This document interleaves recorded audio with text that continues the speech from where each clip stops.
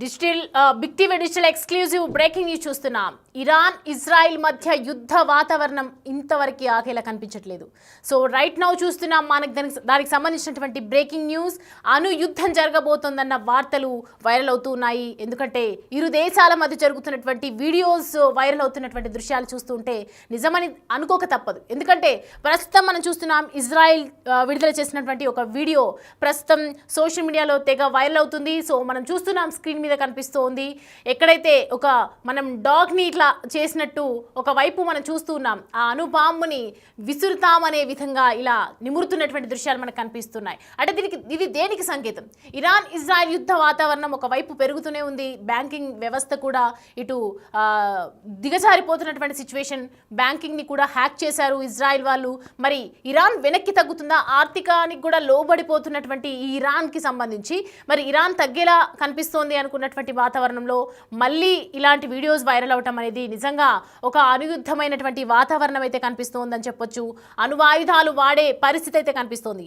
అణు బాంబులను విసురుతామనేది ప్రత్యక్షంగా పరోక్షంగా చెప్పకుండానే చెప్తూ ఉన్నారు. రైట్ నౌ మనం దానికి సంబంధించినటువంటి వీడియోస్ చూస్తున్నాము క్లియర్గా. ప్రజెంట్ అయితే ఇరాన్ అమెరికాకు సంబంధించి కూడా ఇలాంటి జోక్యం చేసుకోవద్దని చెప్పింది. ఒకవైపు రష్యా కూడా అమెరికా జోక్యం చేసుకోవద్దు ఈ విషయంలో అని క్రమక్రమంగా చెప్తూనే ఉన్నాయి. ఇలాంటి పరిణామాల దృష్ట్యా చూసుకుంటే కనుక మరి అమెరికా తలదాచుతుందా అనే విషయం కూడా ప్రస్తుతం వెలుగులోకి వస్తున్నటువంటి దృష్ట్యా ఇరాన్ ఇజ్రాయెల్ యుద్ధంలో జోక్యం చేసుకోవద్దని, అలా అయితే పరిణామాలు ఇంకా తీవ్రంగా ఉంటాయని చెప్పి అమెరికాను హెచ్చరిస్తూ ఉంది. ఒకవైపు ఇజ్రాయెల్కు మద్దతుగా అమెరికా సైన్యం రంగంలోకి దిగనుందనే వార్తలు వస్తున్నటువంటి వేళ ఇలాంటి వార్తలు వస్తున్నాయి. మరి దీనికి సంబంధించి రష్యా డిప్యూటీ సీఎం విదేశాంగ మంత్రి సెర్గీ రైబ్కోవ్ కూడా మీడియాతో మాట్లాడడం జరిగింది. ఇజ్రాయెల్కు నేరుగా సైనిక సహాయం అందించవద్దని ఒకవైపు అమెరికాను హెచ్చరించారు. అలాంటి ఊహాలు సైద్ధాంతిక అవకాశాలపైన వాషింగ్టన్ జాగ్రత్తగా ఉండాలని ఒకవైపు హెచ్చరిస్తూ ఉన్నటువంటి నేపథ్యంలో ఇది మొత్తం పరిస్థితిని తీవ్ర అస్థిరతకు గురి చేసే విధంగా చర్య అవుతుందని చెప్పొచ్చు అని ఒకవైపు ఇజ్రాయెల్ దాడులు ఖండించిన విషయం తెలిసిందే మనందరికీ. సో ప్రజెంట్ అయితే తమ దాడులకు ఇరాన్ అణ్వాయుధ ప్రణాళికలను ఆపేందుకేనంటూ ఇజ్రాయెల్ ఒకవైపు చెప్తూ ఉన్నటువంటి నేపథ్యంలో మరి ఇరాన్ యురేనియం శుద్ధి కేంద్రాలను కూడా ధ్వంసం చేసింది.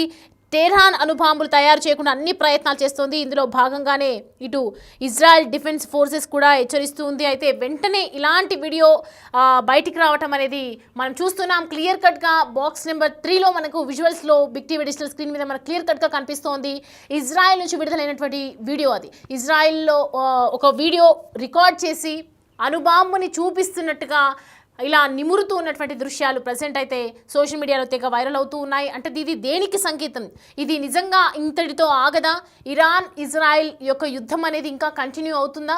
మరి ఒకవైపు మనం చూస్తూ ఉన్నాము అంటే రకరకాలుగా ఇరాన్ ఇజ్రాయెల్ మధ్య యుద్ధ వాతావరణం రోజు రోజుకి ఎక్కువగానే అవుతుంది కానీ తగ్గట్లేదు. ఇవాళ బ్యాంకింగ్ వ్యవస్థ మీద పడ్డారు. ఆర్థిక శాఖకు సంబంధించి ఆర్థికంగా కూడా లొంగ తీసుకోవాలి, వాళ్ళని లోగా పడేయాలని చెప్పేసి ఉద్దేశంతో కూడా ఒకవైపు ఇరాన్ యొక్క బ్యాంకింగ్ని కూడా హ్యాక్ చేయడం జరిగింది. మరి ఈ నేపథ్యంలో ఇరాన్ వెనక్కి తగ్గుతుంది అని అనుకున్నారు అందరూ. ఒమాన్కి వెళ్ళటం ఇదంతా చూసాం మనం. సో ప్రజెంట్ ఇరాన్కి చైనా సపోర్ట్ చేసే ఛాన్సెస్ కూడా ఎక్కువగా కనిపిస్తూ ఉన్నాయి. మరి ప్రజెంట్ అయితే అమెరికాకు హెచ్చరిస్తున్నటువంటి నేపథ్యంలో ఒకవైపు రష్యా కూడా హెచ్చరిస్తూ ఉంది, అమెరికా మీరు కూడా సపోర్ట్ చేయొద్దు అసలు అని చెప్పేసి. సో ప్రజెంట్ ఇరాన్ కూడా ఒకవైపు హెచ్చరికలు జారీ చేస్తున్నటువంటి నేపథ్యంలో మరి ఏం జరుగుతుంది? నిజంగా అణువాయుధాలు వాడతారా, అణుబాంబులు వాడతారా? క్రమంగా మూడో ప్రపంచ యుద్ధంగా మారే అవకాశం ఉందా? ఇలాంటివి రోజు రోజు చూస్తున్నటువంటి దృశ్యాలు చూస్తుంటే కనుక మరో అణుయుద్ధం అనేది ఉండబోతుందా ఈ రెండు దేశాల మధ్య అనేది ప్రస్తుతం అయితే తీవ్ర ఉత్కంఠకు దారితీస్తుందని చెప్పొచ్చు. మరి ఏం జరగబోతుంది? మరిన్ని అప్డేట్స్ అడిగి తెలుసుకుందాం. మా కొలీగ్ రామ్దాస్ అందుబాటులో ఉన్నారు మనతో. రామ్దాస్, చూస్తున్నాము క్రమక్రమంగా యుద్ధం అనేది ఒక తీవ్ర స్థాయికి వెళ్తున్నటువంటి దృశ్యాలు.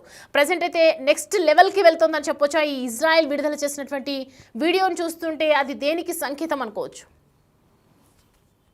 ప్రస్తుతం సోషల్ మీడియాలో పెద్ద వారే నడుస్తోంది. ఇజ్రాయెల్ ఇరాన్ వార్ అయితే ఓవైపు భీకరంగా సాగుతోంది, మరోవైపు ఇరు దేశాలకు సంబంధించినటువంటి ఆయా దేశాలకు సంబంధించిన వాళ్ళు కూడా సోషల్ మీడియా వారు కొనసాగుతున్న పరిస్థితి. అంతేకాదు స్వయంగా ఇటు ఇరాన్ మిలిటరీ కొన్ని వీడియోలు రిలీజ్ చేస్తుంది, దానికి ప్రతిగా ఇజ్రాయెల్ మిలిటరీ కూడా మళ్ళీ కొన్ని వీడియోలు రిలీజ్ చేస్తున్న పరిస్థితి. మనం ఇందాక స్క్రీన్ పై చూస్తున్న ఇప్పుడు వీడియోలకు సంబంధించి నేను మీకు మళ్ళీ చెప్పే ప్రయత్నం చేస్తాను. ప్రధానంగా ఇజ్రాయెల్ ఒక వీడియో రిలీజ్ చేసింది.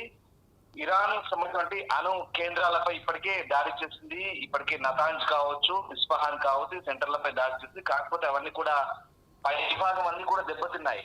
అయితే ఇప్పుడు తాజాగా మళ్ళీ అమెరికా గనక తమతో కలిసి ఈ దాడికి కనుక పాల్పడితే ఏ రకంగా ఉంటుందనేది దీని అర్థం. ఒకసారి మనం వీడియో చూడొచ్చు. 2 ఫ్లైట్లలో అటు ప్రెసిడెంట్ ట్రంప్, ఇటు నెతన్యాహు ఇద్దరు కూడా ఫ్లైట్ లో వస్తున్నారు.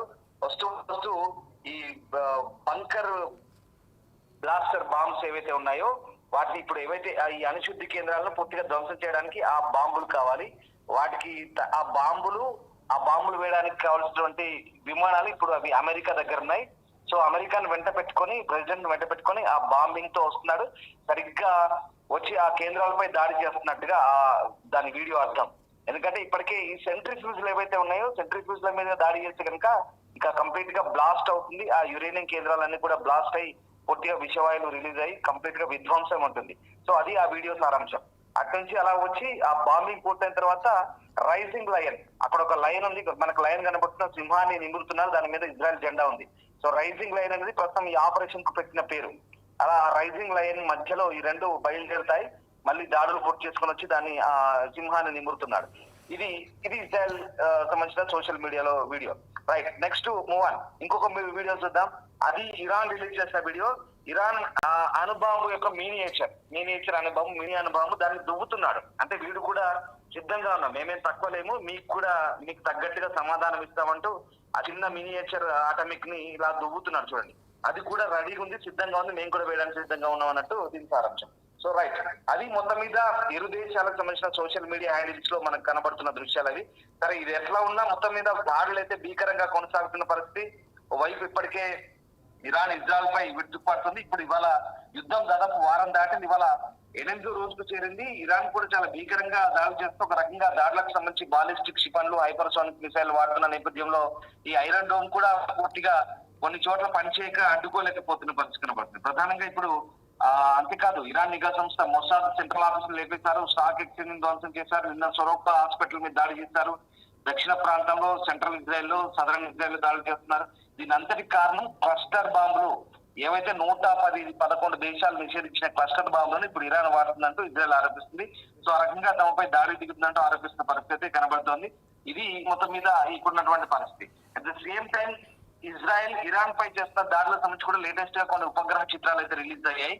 ప్రధానంగా ఈ చిత్రాలను చూస్తే కనుక ఈ 13వ తారీఖు నుంచి చేస్తున్నటువంటి దాడులకు సంబంధించి ముఖ్యంగా వాళ్ళ ఆటమిక్ సెంటర్లపై దాడి చేశారు, సైనిక స్థావరాలపై దాడి చేశారు, అలాగే గ్యాస్ స్టేషన్లపై దాడి చేశారు, అలాగే చమురు నిల్వ కేంద్రాలపై దాడి చేశారు. చాలా భయంకరమైన దాడులు అయితే కొనసాగుతున్న పరిస్థితి. అవన్నీ కూడా శాటిలైట్ ఇమేజ్ లో చూస్తే పూర్తిగా విధ్వంసం అయిపోయిన పరిస్థితి అయితే కనబడుతోంది. ముఖ్యంగా ఈ తబ్రీజ్ క్షిపణి స్థావరం కూడా ధ్వంసమైనట్టు చెప్తున్నారు. ఇది టెహరాన్ కు ఉత్తరాన ఉంటుంది.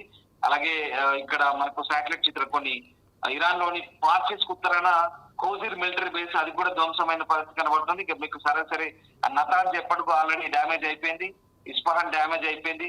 అంతేకాదు తాజాగా ఒక నీటి సంబంధించినటువంటి ఒక ట్యాంక్ రియాక్టర్ కూడా ధ్వంసమైన పరిస్థితి. ఈ రకంగా చాలా భీకర దాడులు అయితే కొనసాగించింది ఇజ్రాయెల్. ఈ దాడిలో ఇప్పటికీ చాలా పెద్ద అయితే రామదాస్, ఇప్పుడైతే మనం చూస్తున్నాము అంటే గత కొద్ది రోజులుగా అంటే రోజుకి పెరుగుతూ ఉంది యుద్ధ వాతావరణం, ఎక్కువగానే కనిపిస్తుంది కానీ తగ్గట్లేదు. అంటే వాళ్ళకి ఫైనాన్షియల్గా కావచ్చు, ఇటు ఏ రకంగా స్థావరాలను ధ్వంసం చేసే విషయంలో కావచ్చు, ఒకరికొకరు తగ్గని పరిస్థితి అయితే కనిపిస్తుంది. అయితే ఏ దేశాలని కూడా ఇంటరప్ట్ చేయడానికి వాళ్ళు ఇష్టపడట్లేదు. అమెరికా కావచ్చు, ఇటు రష్యా కావచ్చు, చైనా కావచ్చు, ఎవరైనా కూడా అసలు వేరే కంట్రీని ఇంటరప్ట్ చేయడానికి కూడా ఇంట్రెస్ట్ చూపించట్లేదు. ఎవరి జోక్యం కూడా సహించేది లేదన్నట్టుగానే మాట్లాడుతున్నారు. సో ప్రజెంట్ ఉన్నటువంటి సిచ్యువేషన్లో వీళ్ళని కంట్రోల్ చేసేది ఎవరు, మరి ఎలా ఈ యుద్ధ వాతావరణం అనేది ఎలా కంట్రోల్ అవుతుంది అనుకోవచ్చు? ఇప్పుడున్న పరిస్థితుల నేపథ్యంలో ఒకటే, ఇరాన్ దాదాపుగా శాంతి చర్చలకు రహస్య ఒప్పందానికి వెళ్ళబోతుందని సందేహాలు కూడా వస్తున్నాయి. ఎందుకంటే భారీ స్థాయిలో డ్యామేజ్ జరుగుతుంది, ఊహించిన దానికంటే భిన్నంగా పరిస్థితులు ఉన్నాయి. ఇరాన్ దగ్గర భారీ మిసైల్స్ ఉన్నాయి, మిసైల్స్ తో ఇజ్రాయెల్ కు అదే స్థాయిలో విరుచుపడుతుంది. కానీ ఇక్కడ నష్టం అయితే తీవ్రంగా అయితే ఇప్పటి వరకు జరిగిన దానికి సంబంధించి మీకు కొన్ని వివరాలు చెప్తాను. ఇరాన్ కి ఎక్కువ డ్యామేజ్ జరిగింది. ఇరాన్ లో అనేక సైనిక స్థావరాలు పోయినాయి. సైనిక జనరల్, మిలిటరీ చీఫ్ తో సహా, ఐఆర్జీసీ చీఫ్ తో సహా దాదాపు ఒక 10-12 మంది ఎలిమినేట్ అయ్యారు. కీలకమైన అధికారులంతా చనిపోయారు. దాదాపు 1/2 డజన్ మంది అణు శాస్త్రవేత్తలు కూడా, అణు పితామహుడితో సహా 1/2 డజన్ మంది వాళ్ళు చనిపోయారు, ఎలిమినేట్ అయ్యారు. అనేక డ్యామేజ్ అయింది. ఇప్పటి వరకు దాదాపు 550 మందికి పైగానే చనిపోయినట్టుగా అధికారిక సమాచారం. అంతకు మించే జరుగుతుంది. అనధికారికంగా దాదాపు ఒక 700 మంది దాకా చనిపోయినట్టుగా చెప్తారు. కానీ ఇది ఇజ్రాయెల్ వైపు చూస్తే డ్యామేజ్ తక్కువ ఉంది. కేవలం 24-25 మంది చనిపోయారు. కానీ భారీ ఆస్తి నష్టం అయితే ఉంది. నిన్న జరిగిన హాస్పిటల్ దాడిని బట్టి ఇంకా పూర్తి వివరాలు అయితే క్యాజువాలిటీస్ కి సంబంధించి రిపోర్ట్స్ రావాల్సి ఉంది. సో ఏదేమైనా మీరు అడిగిన ప్రశ్నకి సమాధానంగా ఇప్పుడు ఒమన్ లో చర్చలు జరగడానికైతే కొన్ని దౌత్యవేత్తలతో కూడిన 3 విమానాలు అయితే ఒమన్ కు బయలుదేరినట్లు తెలుస్తుంది. ఒమన్ మీడియేషన్ చేసి ఈ అమెరికాకు ఇరాన్ కు మధ్య మీడియేషన్ చేయబోతుంది. ఇప్పటికే 6 దఫాలుగా చర్చలు అయినాయి. మళ్ళీ ఆ చర్చలు అయితే విఫలమయ్యాయి. ఇప్పుడు మరి ఇరాన్ కాలబేరానికి వస్తుందో, సంధి కుదుర్చుకుంటుందా, ఏమవుతుందని తెలియాల్సింది. ఎందుకంటే ఇక్కడ అమెరికా కనుక జోక్యం చేసుకుంటే పశ్చిమాసియాలో పరిస్థితులు దారుణంగా ఉంటాయి. ఇరాన్ తో కలిసి అమెరికా బాంబింగ్ చేస్తే అక్కడ బ్రిటన్ కూడా ఇన్వాల్వ్ అవుతుంది, పశ్చిమ దేశాలు ఇన్వాల్వ్ అవుతాయి. కాబట్టి ఇరాన్ కి ఇక చుక్కలే కనిపిస్తాయి. సో ఈ నేపథ్యంలో పరిస్థితులు నానాటికి దిగజారుతున్న సందర్భంలో మరి ఏం జరగబోతుందని తేలాల్సింది. ఇప్పటికే ఇరాన్ సుప్రీం లీడర్లు లొంగిపోమని అల్టిమేటం ఇచ్చారు. లేదంటే అణ్వాయుధాలు తయారు చేయట్లేదంటూ ఒప్పుకోమంటూ చర్చలకు రమ్మంటున్నారు. కానీ ఇరాన్ సస్యంగా అంటుంది, లొంగిపోయే ప్రసక్తి లేదంటుంది. సో మొత్తం మీద ఈ యుద్ధం ఆపడానికి శాంతి చర్చలకు సంబంధించి ఒమన్ మధ్యవర్తిత్వం వహించే పరిస్థితులు కనబడుతున్నాయి. అలాగే సౌదీ కూడా, సౌదీ కొన్ని ఈ దేశాలు కనుక పూనుకుంటే ఈ శాంతి చర్చలు జరిగే అవకాశం ఉంది. కానీ ఇప్పట్లో ఇది సాధ్యమవుతుందా లేదా అనేది మనం ఇంకా క్లియర్ గా చెప్పలేం. ఏదేమైనా ప్రస్తుతానికైతే యుద్ధం అయితే భీకరంగా సాగుతుంది. అమెరికా కూడా ఇంకా డిసిషన్ తీసుకోలేదు. బట్ ప్రస్తుతానికైతే అమెరికా ఒక నిర్ణయానికి వచ్చినట్టు తెలుస్తుంది. దానికి సిద్ధమవుతున్నట్టుగా సమాచారం. ఏదేమైనా ఇరాన్ దిగి రాకపోతే పరిస్థితులు అయితే ఖచ్చితంగా చేయి దాటే అవకాశం ఉంది. Right Ramdas, thanks for the updates. Right, ప్రస్తుతం అయితే యుద్ధ వాతావరణం నేపథ్యంలో మరి ఎలాంటి అడుగులు వేయబోతున్నారు అనేది ఇంకా వేచి చూడాల్సినటువంటి విషయం అని చెప్పుకోవచ్చు. ఎందుకంటే ఒకవైపు ఇరాన్ తట్టుకోలేకపోతుంది అని అనుకున్న వెంటనే ఇలాంటి వీడియోస్ అనేవి రిలీజ్ కావటం అనేది నిజంగా మళ్ళీ అణుయుద్ధానికి రెడీగా ఉందా అనేది ప్రస్తుతం అయితే సంకేతాలను చూస్తే మాత్రం అర్థమవుతుంది. ఒకవైపు ఒమాన్ దగ్గరికి వెళ్ళి ఒప్పందం కూర్చుకుంటున్నారు.